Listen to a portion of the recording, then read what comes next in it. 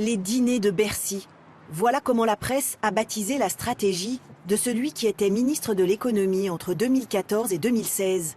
Des dîners pour se constituer un réseau, notamment dans le monde culturel. En 2017, ce n'est pas seulement une élection présidentielle, c'est aussi un moment médiatique clé où un candidat devient un phénomène. Tout commence avant même la campagne. En 2016, Emmanuel Macron est omniprésent dans les médias. Ancien ministre et pas encore candidat, il est déjà traité comme une évidence politique. Un matraquage médiatique à grands coups de couverture de magazines, portraits flatteurs, récits d'ascension fulgurante. Un storytelling s'installe, jeune, moderne, hors du système, issu de la société civile. Sauf que cette société civile, elle est très relative. Macron est un ancien banquier d'affaires, passé par Bercy puis l'Élysée. Mais médiatiquement, il incarne le nouveau. Et les fameux dîners de Bercy cristallisent ce moment. Des journalistes, éditorialistes, patrons de presse invités autour d'un futur candidat encore officieux avec sa femme dans ses bureaux de Bercy. Discrètement, pendant 2 ans, Bercy devient une fête.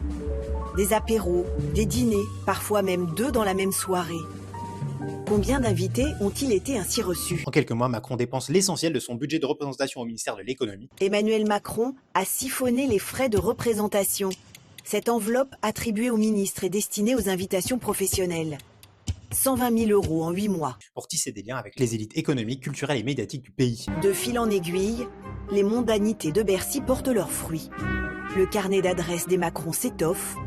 Le réseau se met en place tout naturellement. Mediapart et Acrimed parlent alors d'un biais structurel, une bienveillance généralisée, peu de conflictualité, peu d'enquête de fond sur les programmes ou sur ses réseaux. Et pendant la campagne, le déséquilibre s'accentue. Les médias suivent Macron comme un objet narratif, ses déplacements, ses meetings, son couple, son style. La politique devient une série et en face, ses adversaires sont traités autrement. Fillon sous l'angle du scandale, Mélenchon sous celui de la radicalité, Le Pen sous celui du danger. Macron, lui, reste le candidat raisonnable. Pour séduire le champ médiatique, il lui a suffi de comprendre ce qu'on attendait de lui et de dérouler en prenant soin de ne se fâcher avec personne.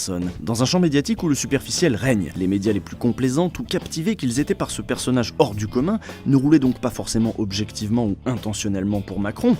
En revanche, Macron les a sans doute sacrément roulés, en jouant sur leurs propres faiblesses, et il n'est pas dit qu'ils admettent de sitôt qu'on se soit si insolemment joué d'eux et, pardon de vous le dire, de leur médiocrité. Résultat, il devient président et très vite, la bulle médiatique commence à se fissurer. En effet, une fois élu, Emmanuel Macron rompt brutalement la proximité médiatique qui avait accompagné son ascension. Le candidat omniprésent et séducteur cède la place à un président qui théorise la rareté de sa parole et met à distance les journalistes. Dès son arrivée à l'Élysée, il supprime les interviews rituelles et privilégie une communication verticale, directe et contrôlée, notamment via les réseaux sociaux. L'image est strictement verrouillée, l'accès de la presse parfois restreint. Cette stratégie perçue comme méprisante par une partie des rédactions nourrit tension et défiance jusqu'à contraindre Macron à revenir vers les médias, mais toujours dans des formats très scénarisés qu'il pense et qu'il étudie face à la chute de sa popularité. Et c'est que le début de la fracture qui interviendra en 2018. Chaque jour jusqu'à Noël, on remonte les années qui ont façonné les médias d'aujourd'hui. Dites-moi en commentaire si vous vous souvenez de la première campagne présidentielle de Macron et n'hésitez pas à vous abonner pour ne rien rater de la suite de ce calendrier de l'avant médiatique.